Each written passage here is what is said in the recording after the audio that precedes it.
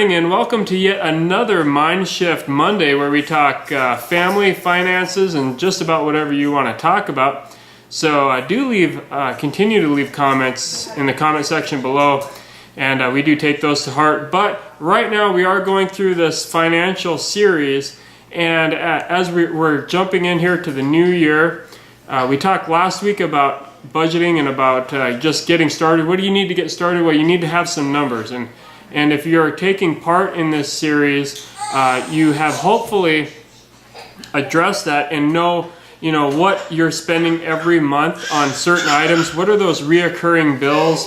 What's going on every single month that you can write down and have those numbers locked in. And then just in a week's worth, what are some of the things that you're buying, just so you have an idea a little bit on how to form that budget. So this week is a really special week. We are in Colstrip, Montana with my really good friend Joe Baxley, and just happy to be here. Happy to be able to have him on because this guy is a guru when it comes to all things budget, and I am just so pleased that we're able to show you how he does his budget and how he's gotten his family to where they're at now. So Joe, why don't you give us a little bit of a history of where you've been and where you are now. Well, all the way up until about 2014, we never budgeted. We just lived check to check, and robbed Peter to pay Paul. Dealt with power companies, dealt with a lot of debt, and just a lot of too much month at the end of the money. But the key is we have to get on a plan, we have to get on a written plan, we have to get on a cash flow plan, we have to get on a budget. The B word, the budget, a lot of people don't like it because it's the money telling you what to do, but it's actually you whipping your money into shape and you telling your monies where to go and what to do and making your monies work for you. So it takes about a 90-day deal to actually get your budget with your spouse in order. It takes a while to actually work it out and work all the bugs out. You'll have some budget fights going along the way and whatnot, but a good 90 days, a good 3 months working that budget and ironing it all out. Okay, so you got all your numbers in front of you of what you know. Get all those written out in front of you. And now we're ready to start that budget. And what I really encourage you to do, and what Joe has done so well, is he's got it all written down for every paycheck, basically, payday, is how he does it. And he'll talk about that more. That's how I work my budgets, and what we do is we work on a bi-weekly budget. I get paid every 2 weeks, so that's 26 paydays is what my household gets paid. So the very first thing I do is I write down my gross. What was my gross income? Now granted, my gross income is going to be different than the monies that I'm actually going to budget with, but the reason why I write down my gross is so I know. I write down my gross, and I write down any extra income that we had coming into the house, via through my wife, her small businesses, or we sell and buy things all the time and stuff, and so all that is counted as income. And so we add all that together and we multiply that by 10%, and that's our tithing. We pulled our tithing right off the top from the very beginning. And then, and plus off your gross too, there's monies that come out of your check that you don't even see. Your investments, your 401ks, retirements, whatnot, your insurances, your HSA accounts, or whatever. So none of that's included in my budget, but the only thing is I just take my gross dollars, so I know what my tithing is going to be. So that's why I have it written on my budget form. And then, so yeah, the tithing was the very first thing that I take out, and because it's all his, and I'm giving back to the owner. Secondly, I have a separate account just for, we call it the sinking fund account, that covers all of our annual expenses for the year. But each payday I gotta put monies into this account. So in order for me to have the money that I need to pay the life insurance policies or whatever's coming due, whenever it comes due, the money's in there because each payday I've been putting into it. And I incorporate everything. I buy hay for the year for my horses, or my insurances, tags for the car. I just put everything, auto insurance, everything in there that I can pay in a year's time or within a year. I just, one payment, boom, it's in there. That's the category. And they call it the sinking fund. And then after that, I pay my house, my water, my power, my phone, my internet. And I just go down the line and I list all these. A lot of these numbers are going to be fixed numbers. And for us, the water, the power, and the internet, and those are numbers that are going to be played with a little bit here and there, $20 on each side or whatever. They're not actually fixed hard numbers, but they're pretty close. And food, we budget, me and my wife, we go $200 a payday for food, so that's $400 a month that we do on food for groceries in a warehouse of 4, 2 babies and a 3-year-old and a 9-month-old, me and my wife. But we found out that $200 a payday works for us. We have our key things, so we just kind of lay everything out and give every dollar a name. Now at the end of this budget, there's a slot that I have in there for savings. I have 2 savings. One is going to be for the sinking fund, like I mentioned before. And the other savings is anything over and above. See, you know, my check, I have it set up to where the company is going to put $1,800 per se into my checking account. Anything over and above take home from $1,800 goes into a savings account. So the way I work my paychecks with my payroll department is I set up an allotment, basically 2 direct deposits to 2 different accounts. And say for instance, I had more than $1,800 on my paycheck, and I had like $2,300. So the first $1,800 goes to the checking account. The rest of it, the company's going to send straight to my savings account. So I've got that on my budget form too, so I know exactly what went into my savings, and it's all written down in my book, and I keep tabs on it. And if I say, okay, $1,800 isn't what's going to get me from here to there on this week's budget or this payday's budget, I need $1,900. Well, I know that I got an extra $300-400 in that savings. I can pull out that extra $100 and then transfer it into my checking, and then that's how we cover for that. It's basically having a purpose, knowing where your money's going, and not getting blindsided by anything. The second payday of the month, of course, it's same amount of dollars for the most part, but your sinking fund for us is a little bit more on the second payday because we have less stuff going out. Our power and all our utilities have already been paid. And for us, our home payment, our house payment is broken up into halves. So we just do that for our convenience. We don't do it to try to play the game on getting your house paid off early, even though it's a key benefit because basically the extra payment for the year is going to go straight to principal anyway. So it's a key benefit, but we don't pay the bank to set it up that way. This is just the way we have it set up. And because I know some banks will ding you on that, or they'll try to charge you for that fee or for that service, and it's not a chargeable service. But the food and the gas, all that stuff is staying the same. And when I say gas, I'm referring to our gas for the cars. And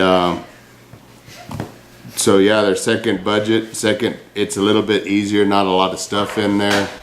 And when you reach those months, like in 2018, I believe it's going to be in March and August for us, we're going to have that third extra paycheck of the month.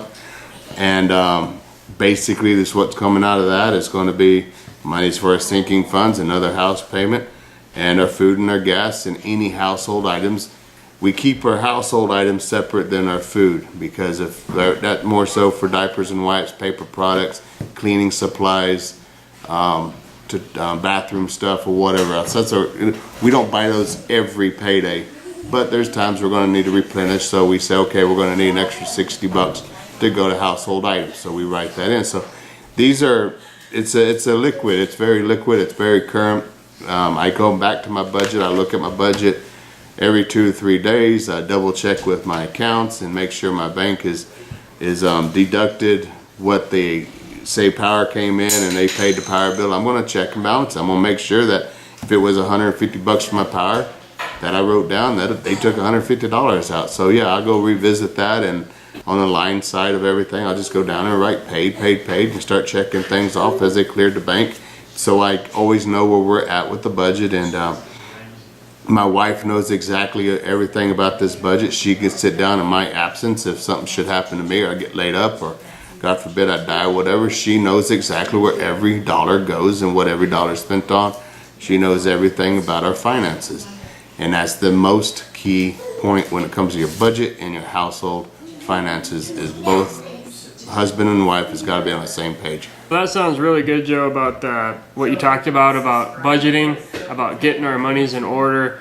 Awesome stuff. But what do you suggest, or what's your advice on when we get your kid gets invited to a birthday party in the middle of the month, but you've got a name for every single dollar? What do you do, and how do you get through some of those things that just really they do just come up? How do you get through some of that? And for us, it's because now we're out of debt, and we live within our means. We don't live outside of our means. So when something like that comes up, I don't panic and toss my hands up in the air and say the budget didn't work or whatnot. I adjust for that as it comes up, and I will pull out a savings to take care of that, but I'll only pull out what I need. I don't pull out extra. Just like when you go to the grocery store, whatever, you swipe your debit card and they say, we'd like cash back. No, I don't want cash back. I didn't budget for cash back. Those are budget busters. So I just take it easy and say, okay. A lot of the stuff that we do too is the budget here is in our home. It's written out, and this is what it is. When we run into stuff like that, we try to keep petty cash on hand. We sell things off and on. I mean, we got stuff. Everybody has stuff in their house they can sell. So if I haven't been using something for 6 months or 8 months or whatever, just go and sell it, take the money, put it in a jar in the house, and when stuff like that comes up, you've got your little slush fund, you got your little petty cash going on. But for folks who don't have that or aren't there yet or whatever, just don't worry about it. The 90 days that it takes to get from here to there on getting your budget ironed out. That's how you learn, and you just kind of compensate for that. You could put a line item in your budget form and say, okay, miscellaneous or entertainment or something like that. We don't do any of that. We don't write down for clothing, for entertainment and stuff like that, because when we're not out there constantly shopping every payday to go get a new shirt or pants or whatever.